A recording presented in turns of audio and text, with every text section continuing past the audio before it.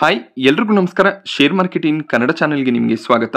IPO season continue ಆಗ್ತದೆ. ಈ ವಾರ ಆಲ್ರೆಡಿ 4 ಮೇನ್ ಬೋರ್ಡ್ IPOಗಳು ಸಬ್ಸ್ಕ್ರಿಪ್ಷನ್ಗೆ ಓಪನ್ ಆಗಿದೆ. 5ನೇ IPO ವೆಸ್ಟರ್ನ್ ಕೆರಿಯರ್ ಲಿಮಿಟೆಡ್ನ IPO ಆಗಿರುತ್ತೆ. ಸೊ ವೆಸ್ಟರ್ನ್ ಕೆರಿಯರ್ ಲಿಮಿಟೆಡ್ 2011ರಲ್ಲಿ ಪ್ರಾರಂಭವಾದಂಥ ಒಂದು ಲಾಜಿಸ್ಟಿಕ್ ಕಂಪನಿ ಆಗಿರುತ್ತೆ. ಸೊ ಈ ಕಂಪನಿಯ ಬಿಸ್ನೆಸ್ ಮಾಡೆಲ್ ಸ್ಟ್ರಾಂಗ್ ಆಗಿದೆ. ಮಲ್ಟಿ ಮಾಡೆಲ್ ಲಾಜಿಸ್ಟಿಕ್ ಸೊಲ್ಯೂಷನ್ಸ್ಗಳನ್ನು ಕಂಪನಿ ಪ್ರೊವೈಡ್ ಮಾಡ್ತಾರೆ.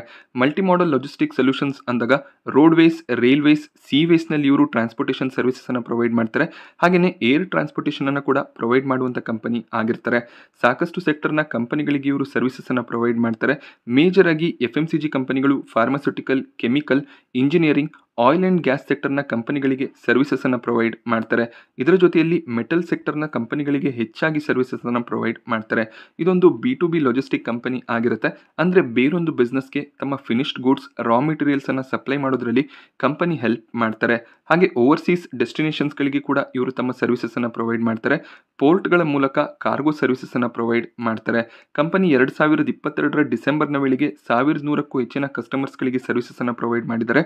ಹಾಗೆ 2022ರ ಡಿಸೆಂಬರ್ನ ವೇಳೆಗೆ 1350 ಎಂಪ್ಲಾಯೀಸ್ ಬೇರೆ ಬೇರೆ ಡಿಪಾರ್ಟ್ಮೆಂಟ್ಗಳಲ್ಲಿ ಈ ಒಂದು ಕಂಪನಿಯಲ್ಲಿ ಕೆಲಸ ಮಾಡ್ತಾ ಇದ್ದಾರೆ. ಕಂಪನಿ ಒಂದು ಸ್ಟ್ರಾಂಗ್ ಕ್ಲೈಂಟ್ ಬೇಸ್ ಅನ್ನು ಕೂಡ ಹೊಂದಿದ್ದಾರೆ. ಮೆಟಲ್ ಸೆಗ್ಮೆಂಟ್ನಿಂದ Tata steel, JSW steel, Vedanta, Hindalco ಇವರ ಕಸ್ಟಮರ್ಸ್ ಆಗಿರ್ತಾರೆ. ಹಾಗೆ ಫಾರ್ಮಾ ಸೆಕ್ಟರ್ನಲ್ಲಿ ಕೂಡ ಟ್ರಾನ್ಸ್ಪೋರ್ಟೇಷನ್ ಸರ್ವಿಸಸ್ ಅನ್ನು ಪ್ರೊವೈಡ್ ಮಾಡ್ತಾರೆ. ಸಿಪ್ಲಾ ಇವರ ಮೇಜರ್ ಕ್ಲೈಂಟ್ ಆಗಿರ್ತಾರೆ. FMCG ಸೆಗ್ಮೆಂಟ್ನಿಂದ Coca-Cola India, Hindustan Unilever, Tata consumer product, Wagh Bakri tea ಇವರು ಕೂಡ ವೆಸ್ಟರ್ನ್ ಕೆರಿಯರ್ನ ಕಸ್ಟಮರ್ಸ್ ಆಗಿರ್ತಾರೆ. ಹಾಗೆ ಶೀಲಾ ಫೋಮ್ನಂಥ ಕಂಪನಿಗಳಿಗೆ ಕೂಡ ಇವರು ಸರ್ವಿಸಸ್ ಅನ್ನು ಪ್ರೊವೈಡ್ ಮಾಡ್ತಾರೆ. ಇದು ರಿನೌಂಡ್ ಕಸ್ಟಮರ್ ಲಿಸ್ಟ್ ಆಗಿರುತ್ತೆ. ಇದೇ ರೀತಿಯಲ್ಲಿ 1000ಕ್ಕೂ ಹೆಚ್ಚಿನ ಕಸ್ಟಮರ್ಸ್ಗಳಿಗೆ ಇವರು ಸರ್ವಿಸಸ್ ಅನ್ನು ಪ್ರೊವೈಡ್ ಮಾಡ್ತಾರೆ. ಸೆಕ್ಟರ್ ವೈಸ್ ರೆವೆನ್ಯೂ ಬೈಫರ್ಕೇಶನ್ ಅನ್ನು ನಾವು ಅಬ್ಸರ್ವ್ ಮಾಡಿದಾಗ ಕಂಪನಿ ಹೆಚ್ಚಾಗಿ ರೆವೆನ್ಯೂಸ್ ಅನ್ನ ಮೆಟಲ್ ಸೆಗ್ಮೆಂಟ್ನ ಕಂಪನಿಗಳಿಂದ ಜನರೇಟ್ ಮಾಡ್ತಿದ್ದಾರೆ. ಅಂದರೆ ಟಾಟಾ ಸ್ಟೀಲ್, JSW ಸ್ಟೀಲ್, ಇಂಡಾಲ್ಕೋ, ವೇದಾಂತ ಈ ಕಂಪನಿಗಳು ಹೆಚ್ಚಿನ ಒಂದು ರೆವೆನ್ಯೂ ಕಾಂಟ್ರಿಬ್ಯೂಷನ್ ಅನ್ನ ಮಾಡ್ತಾರೆ. Second highest revenue contribution FMCG ಕಂಪನಿಗಳ ಕಡೆಯಿಂದ ಬರ್ತದೆ. FMCG ಕಂಪನಿಗಳ ಪ್ರಾಡಕ್ಟ್ಸ್ ಅನ್ನ ಇವರು ಸಪ್ಲೈ ಮಾಡಿ 20% ರೆವೆನ್ಯೂ ಅನ್ನು ಜನರೇಟ್ ಮಾಡ್ತಿದ್ದಾರೆ. ಹಾಗೆ ಯುಟಿಲಿಟಿ ಮತ್ತೆ ಅದರ್ ಸೆಗ್ಮೆಂಟ್ನಿಂದ 15% ರೆವೆನ್ಯೂ ಜನರೇಟ್ ಆಗ್ತಿದೆ. ಫಾರ್ಮಾ ಮತ್ತೆ ಆಯಿಲ್ ಅಂಡ್ ಗ್ಯಾಸ್ ಸೆಗ್ಮೆಂಟ್ನಿಂದ ನೆಗ್ಲಿಜಿಬಲ್ ರೆವೆನ್ಯೂಸ್ ಅನ್ನ ಕಲೆಕ್ಟ್ ಮಾಡ್ತಿದ್ದಾರೆ. ಸೊ ಮೇಜರ್ ಆಗಿ ಮೆಟಲ್ ಇಂಡಸ್ಟ್ರಿ ಮೇಲೆ ಹೆಚ್ಚಿನ ಒಂದು ಡಿಪೆಂಡೆನ್ಸಿ ಕಾಣಿಸುತ್ತೆ. ಕಂಪನಿಯ ಸ್ಟ್ರೆಂತ್ಸ್ ಅನ್ನು ನಾವು ಅಬ್ಸರ್ವ್ ಮಾಡಿದಾಗ ಒಂದು end to end logistic solution ಅನ್ನು ಪ್ರೊವೈಡ್ ಮಾಡುವಂಥ ಕಂಪನಿ ಆಗಿರ್ತಾರೆ. ಅಡ್ವಾನ್ಸ್ಡ್ ಟೆಕ್ನಾಲಜಿ ಮತ್ತು ಇಂಡಸ್ಟ್ರಿ ನಾಲೆಜ್ ಅನ್ನು ಬಳಸಿಕೊಂಡು ಇವರು ತಮ್ಮ ಕ್ಲೈಂಟ್ಗಳಿಗೆ ಸರ್ವಿಸಸ್ ಅನ್ನು ಪ್ರೊವೈಡ್ ಮಾಡ್ತಾರೆ. ಹಾಗೆ ನಾನು ಆಲ್ರೆಡಿ ಹೇಳಿದ ರೀತಿಯಲ್ಲಿ ಒಂದು multi model logistic solution provider ಆಗಿರ್ತಾರೆ. B2B ಕ್ಲೈಂಟ್ಸ್ಗಳಿಗೆ ಲೋವರ್ ಕಾಸ್ಟ್ನಲ್ಲಿ ಟ್ರಾನ್ಸ್ಪೋರ್ಟೇಷನ್ ಸರ್ವಿಸಸ್ ಅನ್ನು ಪ್ರೊವೈಡ್ ಮಾಡ್ತಾರೆ. ಸೊ ಕಂಪನಿಗಳು ತಮ್ಮದೇ ಆದ ಒಂದು ಟ್ರಾನ್ಸ್ಪೋರ್ಟೇಷನ್ ನೆಟ್ವರ್ಕ್ ಅನ್ನು ಯಾವಾಗಲೂ ಕೂಡ ಇಟ್ಕೊಳ್ಳೋದಕ್ಕೆ ಸಾಧ್ಯ ಆಗೋದಿಲ್ಲ. ಅವರು ಲಾಜಿಸ್ಟಿಕ್ ಕಂಪನಿಗಳ ಮೇಲೆ ಡಿಪೆಂಡ್ ಆಗಿರಬೇಕಾಗುತ್ತೆ. ಸೊ ಇವರ ಕ್ಲೈಂಟ್ ಬೇಸ್ ಕೂಡ ಸ್ಟ್ರಾಂಗ್ ಆಗಿದೆ. ಒಂದು ಸ್ಟ್ರಾಂಗ್ ಕಸ್ಟಮರ್ ರಿಲೇಶನ್ಶಿಪ್ ಅನ್ನು ಕೂಡ ಹೊಂದಿದ್ದಾರೆ. ಡೈವರ್ಸಿಫೈಡ್ ಇಂಡಸ್ಟ್ರಿ ಬೇಸ್ ಕೂಡ ಇದೆ. ಅಂದ್ರೆ ಸಾಕಷ್ಟು ಸೆಕ್ಟರ್ನ ಕಂಪನಿಗಳಿಗೆ ಇವರು ತಮ್ಮ ಸರ್ವಿಸಸ್ ಅನ್ನು ಪ್ರೊವೈಡ್ ಮಾಡ್ತಾರೆ. ಒಂದು asset light scalable business model ಆಗಿರುತ್ತೆ. ಅಂದ್ರೆ ಬೇರೆ ಸೆಕ್ಟರ್ಗಳಿಗೂ ಕೂಡ ಈ ಒಂದು ಬಿಸ್ನೆಸ್ ಅನ್ನು ಅವರು ಎಕ್ಸ್ಪ್ಯಾಂಡ್ ಮಾಡಬಹುದು. ಇನ್ನಷ್ಟು ಕ್ಲೈಂಟ್ ಗಳನ್ನು ಕೂಡ ಅಕ್ವೈರ್ ಮಾಡ್ಕೋಬಹುದಾಗುತ್ತೆ. ಒಂದು ಸಕ್ಸಸ್ಫುಲ್ ಟ್ರ್ಯಾಕ್ ರೆಕಾರ್ಡ್ ಅನ್ನು ಕೂಡ ಕಂಪನಿ ಹೊಂದಿದೆ. ಹಾಗೆ ಲಾಜಿಸ್ಟಿಕ್ ಮಾರ್ಕೆಟ್ ಮುಂದಿನ ದಿನಗಳಲ್ಲಿ ಇನ್ನಷ್ಟು ಗ್ರೋ ಆಗುತ್ತೆ.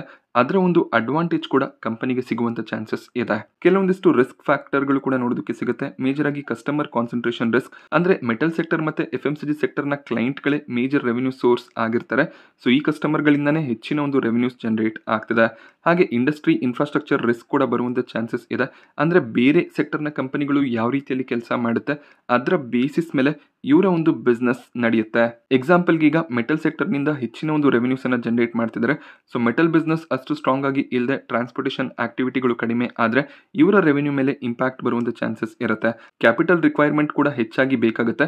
ಅದನ್ನ ಕೂಡ ಕಂಪನಿ ಮ್ಯಾನೇಜ್ ಮಾಡಬೇಕಾಗುತ್ತೆ. ಯಾವಾಗಲೂ ಕೂಡ ಕ್ಯಾಶ್ ಫ್ಲೋಸ್ ಅನ್ನ ಮೇಂಟೈನ್ ಮಾಡಬೇಕಾಗುತ್ತೆ. ಇಲ್ಲಾಂದ್ರೆ ಎಕ್ಸ್ಪೆಂಡಿಚರ್ಗಳು ಜಾಸ್ತಿ ಆಗುವಂತ ಚಾನ್ಸಸ್ ಇದೆ.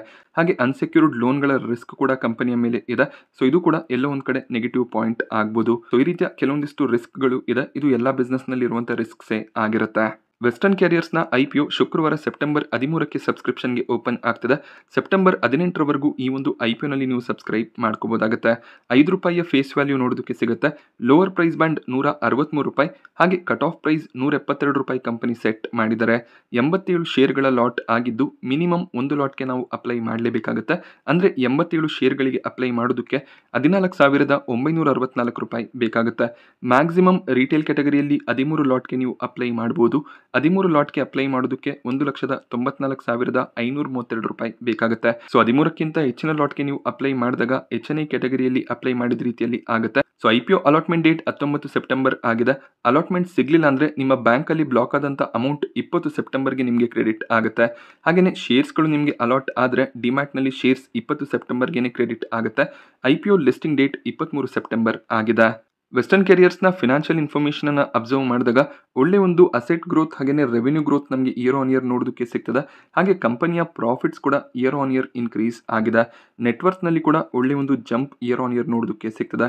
ಕಂಪನಿಯ ಡೆಟ್ ಕೂಡ ಸ್ವಲ್ಪ ಇನ್ಕ್ರೀಸ್ ಆಗಿದೆ. ಸೊ ಓವರ್ ಆಲ್ ಒಳ್ಳೆ ಒಂದು ಫಿನಾನ್ಷಿಯಲ್ಸ್ ಅನ್ನ ಕಂಪನಿ ಮೇಂಟೈನ್ ಮಾಡ್ತಿದ್ದಾರೆ. IPO ಇಶ್ಯೂ ಸೈಜ್ 493 ಕೋಟಿ ಆಗಿರುತ್ತೆ. ಇದರಲ್ಲಿ 400 ಕೋಟಿಯ ಫ್ರೆಶ್ ಇಶ್ಯೂ ಇದೆ. ಇದೊಂದು ಪಾಸಿಟಿವ್ ಸೈನ್ ಆಗುತ್ತೆ. ಕೇವಲ 93 ಕೋಟಿ ಮಾತ್ರ ಆಫರ್ ಫಾರ್ ಸೇಲ್ ಆಗಿರುತ್ತೆ. ಸೊ ಆಫರ್ ಫಾರ್ ಸೇಲ್ ಅಂದಾಗ ಎಕ್ಸಿಸ್ಟಿಂಗ್ ಇನ್ವೆಸ್ಟರ್ಸ್ ಅಥವಾ ಪ್ರಮೋಟರ್ಸ್ ತಮ್ಮ ಶೇರ್ಸ್ಗಳನ್ನು ಸೆಲ್ ಮಾಡ್ತಾರೆ.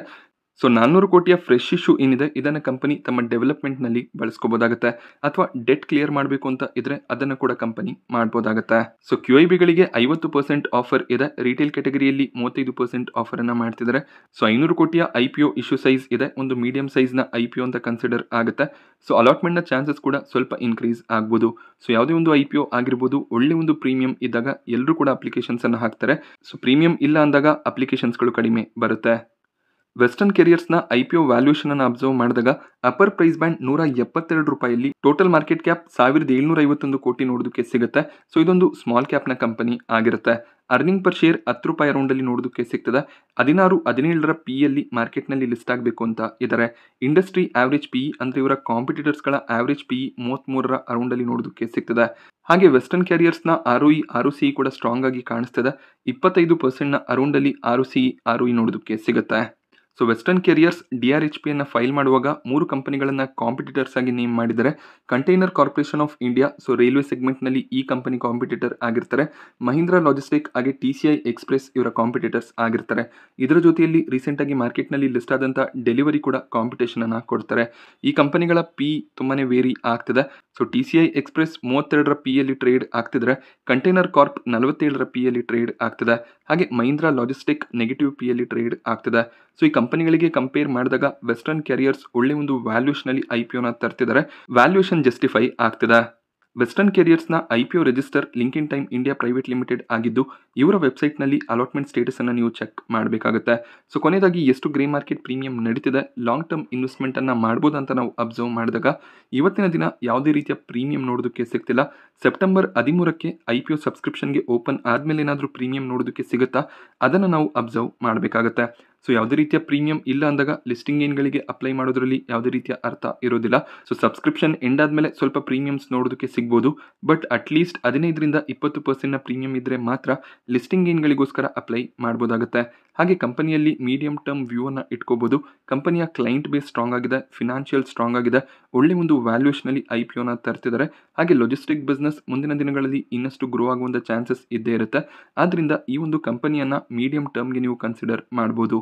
ಮೀಡಿಯಂ ಟರ್ಮ್ ಅಂದಾಗ 1-2 ಕ್ವಾರ್ಟರ್ ನೀವು ರಿಸಲ್ಟ್ ಅನ್ನ ಅಬ್ಸರ್ವ್ ಮಾಡಬಹುದಾಗುತ್ತೆ. ಕಂಪನಿಯ ಪ್ರಾಫಿಟ್ಸ್ ಗ್ರೋ ಆಗ್ತಿದೆ ಅಂದಾಗ ನೀವು ಖಂಡಿತವಾಗ್ಲೂ ಆ ಸ್ಟಾಕ್ ಅನ್ನ ಲಾಂಗ್ ಟರ್ಮ್ಗೂ ಕೂಡ ಕಂಟಿನ್ಯೂ ಮಾಡ್ಕೊಂಡು ಹೋಗಬಹುದಾಗುತ್ತೆ. ಸೊ ನಾನಿವತ್ತು ವೆಸ್ಟರ್ನ್ ಕೆರಿಯರ್ IPO ಬಗ್ಗೆ ನಿಮಗೆ ಕೊಟ್ಟಂತ ಇನ್ಫಾರ್ಮೇಷನ್ ಇಷ್ಟ ಆದರೆ ವಿಡಿಯೋನ ಲೈಕ್ ಮಾಡಿ. ಹಾಗೆ ನೀವು ಇನ್ನೂ ಚಾನಲ್ಗೆ ಸಬ್ಸ್ಕ್ರೈಬ್ ಮಾಡ್ಕೊಂಡಿಲ್ಲ ಅಂದರೆ ದಯವಿಟ್ಟು ಸಬ್ಸ್ಕ್ರೈಬ್ ಮಾಡ್ಕೊಳ್ಳಿ. ಸೊ ಇದೇ ರೀತಿಯಲ್ಲಿ IPO ರಿವ್ಯೂ ಮತ್ತು ಮಾರ್ಕೆಟ್ ನ್ಯೂಸನ್ನು ನಾನು ನಿಮಗೆ ಪ್ರೊವೈಡ್ ಮಾಡ್ತಿರ್ತೀನಿ. Thank you friends.